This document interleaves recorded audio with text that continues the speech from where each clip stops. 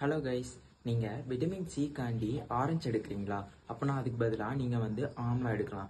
ஏன்னா 100 கிராம் ஆரஞ்சில் பார்த்தீங்கன்னா வெறும் 50 mg தான் விட்டமின் சி இருக்குது. அதே இது ஆம்லாவில் பார்த்தீங்கன்னா 450 mg இருக்குது. நீங்கள் கால்சியம் காண்டி பால் குடிக்கிறீங்கன்னா அதுக்கு பதிலாக நீங்கள் முருங்கைக்கீரை சாப்பிட்லாம்.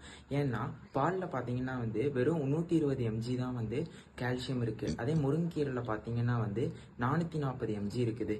நீங்கள் பொட்டாசியம் காண்டி வாழைப்பழம் சாப்பிட்றீங்கன்னா அதுக்கு பதிலாக நீங்கள் ட்ரை கறி லீஃப் சாப்பிட்லாம்.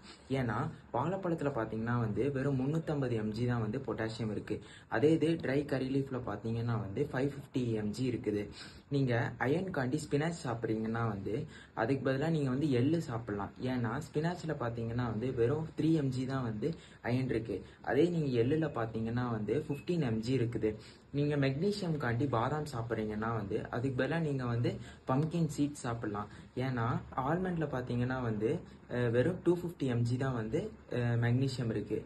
அதே இது பம்கின் சீடில் பார்த்தீங்கன்னா 550 mg இருக்குது.